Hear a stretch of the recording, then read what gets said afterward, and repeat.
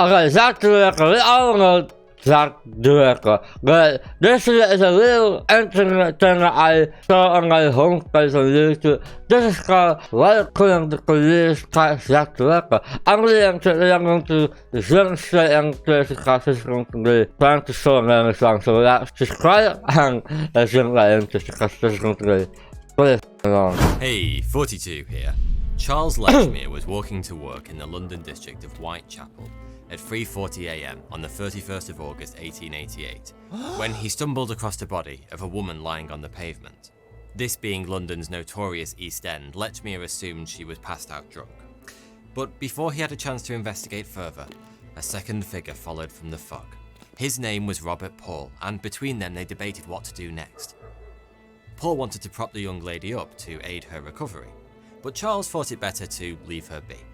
Unable to agree on the best course of action, they went looking for help. Als je extra gelogen gemaakt, dat kan je local Bobby on his beat by the name of PC John Neal arrived on the scene.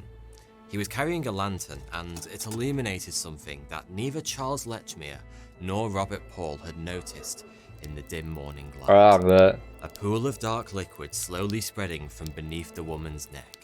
She wasn't passed out drunk. She was dead. Nobody knew it at the time, but the most infamous serial killer in history had just claimed his first victim. Wow. I'm really interested in this. Over the following 7 days, London was gripped by fear as the mysterious murderer who came to be known as Jack the Ripper claimed 4 more lives.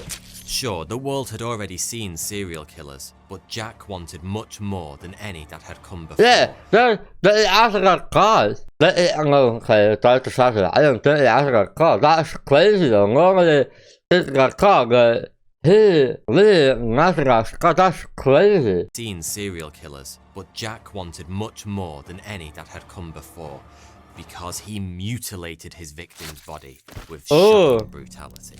Just when it seemed as though these killings would never end. That's the thing. That is the thing. God dang, a little security cameras. God dang, you needed to see it, or it didn't happen. Brutality. But just when it seemed as though these killings would never end, only 2 months on, the Ripper was gone. Whoever or whatever had been stalking the streets of London just disappeared. The last Ripper victim was buried more than 130 years ago, but interest in this most gory of unsolved mysteries has never waned. Endless professionals and amateur sleuths alike have poured millions of hours into piecing this puzzle together. But even today, questions remain. How did the killer commit his crimes on the busy streets of London without ever being caught? Why were so many people murdered in such a short space of time? And why, so far as we know, did the Ripper never take another life after his killing spree ended in November 1888? Wow, so it's not really long there. Of course, then there's the most important question of all. Who was Jack the Ripper? So the only person one there. Is that right? I don't claim to have a definitive answer to that last question, but if you stick around to the end, I have a very, very strong candidate to tell you about. One who isn't usually even mentioned when people talk about Jack the Ripper. But first things first, it's probably worth briefly recapping the case for those of you who aren't up to date on your 130-year-old true crime stories. That first victim, the one found by Charles Lechmere and Robert Paul, was identified as Mary Ann Nichols. A subsequent post-mortem revealed the true extent of her injuries, most of which had been hidden beneath her clothes when her body was found. Her neck had been severed by 2 cuts so deep the knife had scraped her vertebrae, and she'd been stabbed multiple times in the stomach and groin. It was a brutal assault, but Jack the Ripper was just getting started. Just over a week later, the body of Annie Chapman was found on Hanbury Street near Spitalfields Market in the early hours of the morning. Just like Mary, Annie's throat had been severed by 2 deep cuts, but with the second killing, the mutilations were far more severe. Mary's torso had been badly slashed, but Annie Chapman had practically been dissected. The killer had removed several of her internal organs, arranging them around the body, and her uterus and parts of her bladder and vagina had been taken from the scene entirely.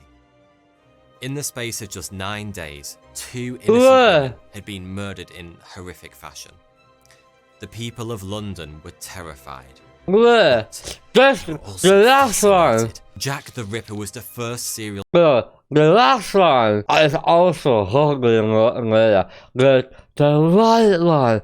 I was like, no. She got dissected like an animal. What the f? But they were also fascinated. Jack the Ripper was the first serial killer to hit the global headlines. He was sensationalized by newspapers all around the world.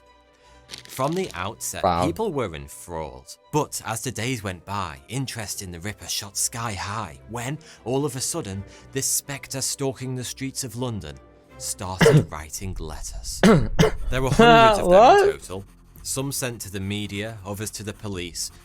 But whilst the vast majority are today thought to have been hoaxes, because what could be funnier than pretending to be a psychopathic serial killer? There is one single slip of paper some experts believed was scribbled by the real Ripper. The so-called From Hell letter. If you're wondering what it was about this particular missive that suggests it was genuine, I can tell you that it has nothing to do with handwriting analysis or the origin of the postmark. No, it was much simpler than that. The letter was delivered alongside half a human kidney. And as we're about to find out, the police had a pretty good idea of where it might have come from. Yeah, I know it. 12 days after Annie Chapman met her maker, the next 2 Ripper victims were killed within an hour of each other. Elizabeth Stride was first, but her murder was a little unusual. Like before, her throat had been cut, but the rest of her body was left untouched. Most Ripperologists, yep, that's a thing, believe the killer was interrupted before he got a chance to get to work. That would explain why he killed again so fast, before the hour had passed. And Catherine Eddowes, whose body was found just 45 minutes after, received the full Ripper routine, so to speak. Like Annie Chapman, Eddowes' body had been horrifically mutilated, with her abdomen sliced open and several of her internal organs arranged around the body. But this time, the Ripper had also taken the time to disfigure the victim's face. Once again, some organs were missing from the scene entirely, including a whole kidney. If you're wondering what happened to the half not delivered with the letter, the author claimed to have eaten it. Yeah. It's hard to imagine a more gruesome murder, but as it turns out, the people of London didn't have to, because Jack the Ripper saved his most devastating work until last. And the unlucky recipient was Mary Jane Kelly, found on the morning of Friday the 9th of September. Unlike every other Ripper victim, she was murdered indoors, in the single bedroom she rented in a building off Dorset Street. According to an FBI criminal profile written in the 1980s, the additional privacy gave the Ripper the time to truly indulge his twisted fantasies, and indulge them he most certainly did. It's estimated he spent around 2 hours with the body, inflicting mutilations that are quite simply beyond words. When he was finished, Mary Jane's own mother wouldn't have recognized her. If you have an incredibly strong stomach, pictures do exist of the crime scene, but that information comes with a very serious warning. The images are some of the most disturbing ever captured on film, and one scene... No thank you. I have a strong stomach, but I don't have to say that. They can never be unseen. Yeah, By this point in our story... Wait. What the sort of say that is jump-scaring? Why? Why that is jump-scaring, man? They can never be unseen. Yeah. By this point in our story, the London police force are in the midst of the biggest manhunt in recent memory. Several thousand Londoners were interviewed, around 300 suspects were actively investigated, and more than 80 people were brought in for questioning. But, of course, nobody was ever convicted. And the crimes remain quite possibly the most famous cold case in the world. As many as 500 people have been accused of being Jack the Ripper over the years. Some of these suggestions are, as you would expect, batshit insane. Some Ripperologists, mostly the unhinged ones, believe Prince Albert, grandson of Queen Victoria and second in line to the throne, was Jack the Ripper. Why? According to the theory, he had an illegitimate child with a Whitechapel prostitute, and understandably embarrassed by this decidedly unprincely behaviour, proceeded to eliminate everyone who knew his dirty little secret. Another, shall we say, left-field theory is that Alice in Wonderland author Lewis Carroll. The reasoning behind this one is actually quite compelling at first glance. Author Richard Wallace found that if you rearranged the letters in certain sections of Carroll's poems, they spelt out a detailed confession of his guilt. Wow. That's absolutely true, by the way. There really is a hidden confession in Lewis Carroll's poems.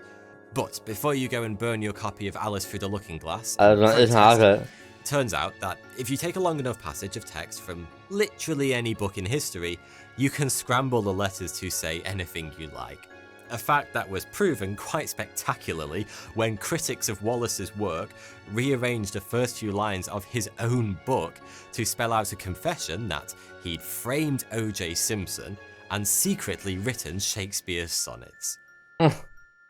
Wow. Anyway, aside from the utter lack of evidence, the likes of Prince Albert and Lewis Carroll simply don't fit the killer's profile. One of the most striking things about the Ripper murders is just how tightly grouped they were. All 5 victims were killed within a mile of each other. Ooh. That suggests the real Ripper lived somewhere nearby.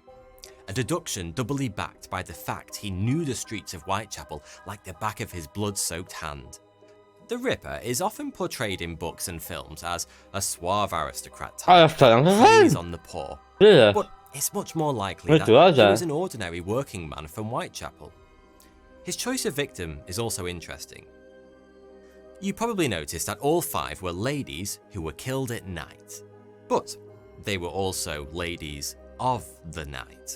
Prostitutes. Yeah. Maybe prostitutes made for an easy target, or perhaps the Ripper had it in for them specifically. Apply this general profile to the most common Ripper suspects, and a few interesting candidates begin to stand out. Unless you're a real Ripper, you probably aren't aware that the serial killer called Jack the Ripper was once known by a different name, Leather Apron. Wait, what? After the murder of Mary Ann Nichols by a different name, Leather Apron. After the murder of Mary Ann Nichols, police spoke to many of her friends and acquaintances, several of whom were fellow prostitutes. During those interviews, one phrase kept cropping up over and over again: Leather Apron.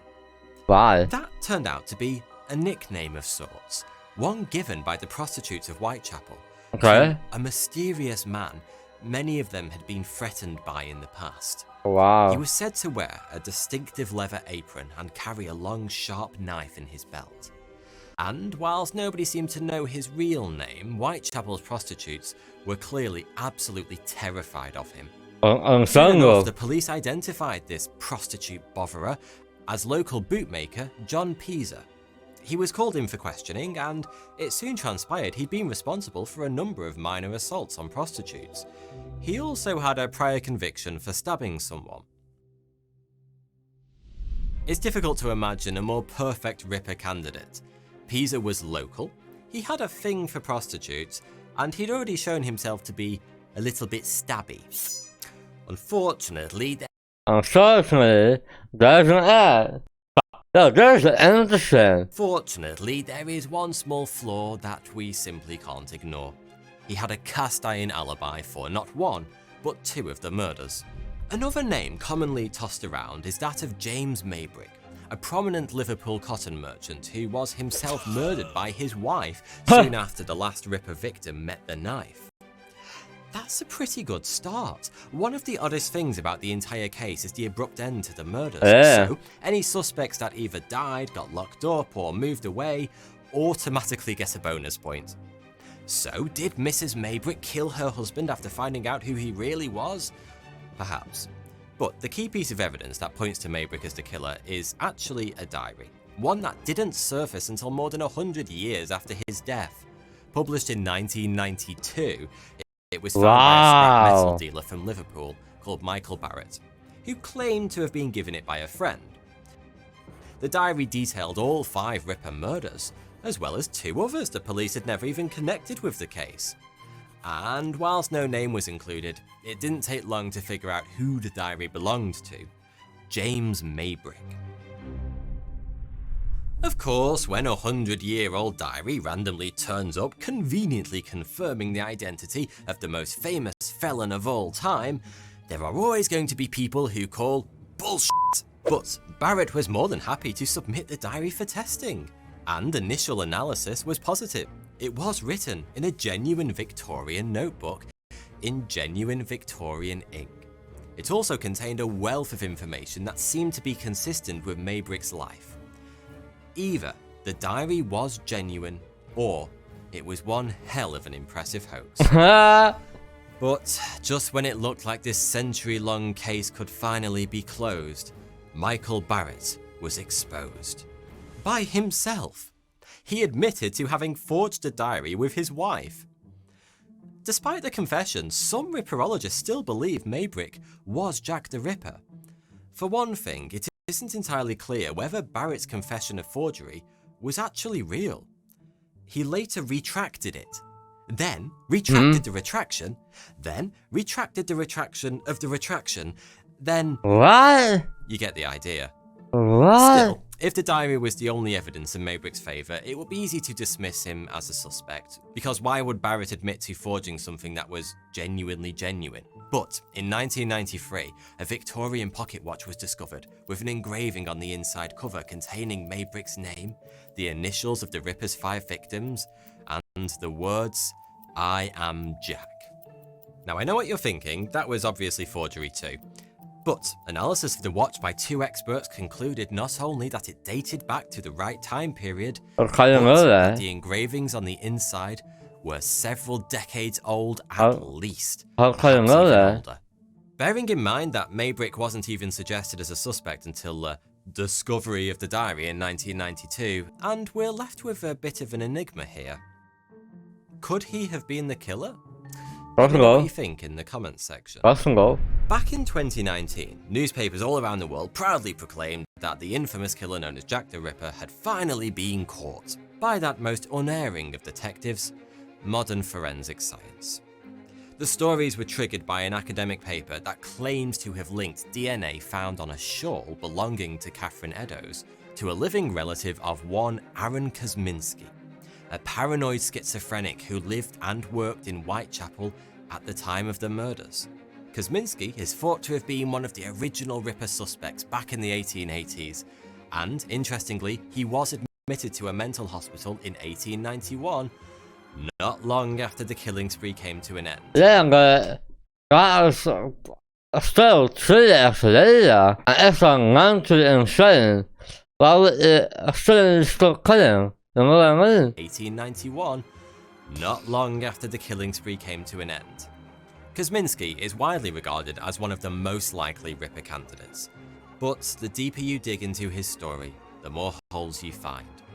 It turns out that the forensic evidence on which his entire case stands was based on mitochondrial DNA, something that can be shared by thousands of different people. Not only that, but nobody seems to be 100% certain that the shawl definitely belonged to Catherine Eddowes in the first place. Wow. That's You're probably starting to see a pattern here. For every plausible candidate, there's an equally plausible explanation as to why they probably weren't Jack the Ripper. The truth is, the same can be said for almost every Ripper suspect you care to mention. But not quite all of them. And I've saved the man I believe to be the best candidate till last. Okay. Jack the Ripper was famous for his elusiveness, so it only seemed right that my personal favourite was hiding in plain sight for more than a century before anyone even suspected him. Unlike many of the more famous Ripper suspects, this man wasn't a prince, a famous author, or a wealthy aristocrat. He was just about as normal a man as you could ever. Yeah, I think that is a normal man. That he's already appeared in this video, and there's every chance you never gave him a second glance. Any guesses? No, I really don't know. Let's go back to the Ripper's first victim for a second, Mary Ann Nichols. Did you notice anything strange about her murder? Unlike most victims, her body was left relatively unmolested, at least by Jack the Ripper's standards, and the killer took the time to cover up her injuries beneath her clothes, whilst every other victim was left quite deliberately on display. It's a small detail, but it may well have huge implications. Traditionally, Ripperologists have assumed Mary's murder was slightly less brutal than the others because Jack was still learning his trade. And that's certainly a possibility, but what if the mutilations were less severe because the killer never got the chance to finish them? I started this video by telling you that Charles Lechmere stumbled across Mary's body on his way to work. That's exactly what was recorded in the police report. But if we imagine the scene from Robert Paul's perspective, things look a little bit different. I mean, just think about it. Paul basically arrived to find Charles Lechmere standing over the body of a murdered woman. Could I he lost. have been the Ripper? I lost thinking that. If he was, I'm not gonna lie, I kind of lost thinking that. I didn't want to say anything. I lost thinking, oh, that is convenient. when he heard Robert Paul approaching, he had a split-second decision to make. Yeah. Either make a run for it, The or tongue got stay you. put Yeah. and pretend to have just Yeah. found the body. I didn't make up that little detail about Lechmere being reluctant to move the body, by the way. That was in the police report too. If he was the killer, he would have known that moving Mary would have made it abundantly clear that she'd been murdered. It also seems that Lechmere kept a deliberately low profile in the days after the murder. He didn't come forward to give evidence at the inquest until Robert Paul mentioned him to the press. And even then, he ended up giving evidence under a different name, Charles Cross. That was the family name of one of his two stepfathers who died years earlier, and it's possible he just used it routinely, but it's also possible he was trying to cover his tracks. Yeah. Unfortunately, we know very little about Lechmere's life. He was never considered a suspect by the police at the time, so he wasn't investigated. And as an ordinary working-class man living in Whitechapel, few records of his life have survived. Pretty much all we do know is his address, 22 Doveton Street. And his occupation. He was a meat car driver for a local company called Pickford's. It isn't much to go on, but even these scant details are intriguing. Being a meat car driver, Lechmere would have commonly handled animal carcasses, which is a pretty good reason for wandering around with blood on your clothes. Not only that, but if you map his likely route to work based on his home address and the address of his employer, it's clear he would have passed conveniently close to the locations of at least 3 Whitechapel murders in the early hours of the morning, exactly when all the Ripper victims were found. There's also the irrefutable fact that he looks exactly like Old Man Marley from Home Alone. Yeah, I just wanted to say that. That's reason enough to be suspicious. I just wanted to say that. When I saw that house, it's kind of like Home Alone, and when I saw that guy, I thought, like, oh shit. It kind of looks like the old guys from Home Alone. Here's another. From Home Alone. And as far as I'm concerned, that's reason enough to be suspicious. True. If someone had thought to point the finger at Lechmere 130 years ago, perhaps this case would have been closed and we wouldn't be talking about the mysterious Jack the Ripper today. But they didn't. And with so much water having passed under the proverbial bridge since then, we simply don't have enough evidence to make firm conclusions. Most of the people who lived through the Ripper murders have been dead for well over 100 years at this point, and the bulk of the police files around the case were destroyed in the Blitz. As frustrating as that is, these huge evidential blind spots are a big part of what makes the story of Jack the Ripper such a compelling one, even today. Lechmere may well be a killer, but we can't rule out the possibility that he was just some random guy who was just unlucky enough to find a dead body on his walk to work. Somebody had to, after all, and a man who lived and worked in Whitechapel was more likely to do so than most. Any one of the people looking out at you now might have been Jack the Ripper. Or perhaps we've never even been close to identifying him. and his name has already been lost to history. Whatever the truth, these were some of the most brutal and disturbing crimes ever committed. That is mental.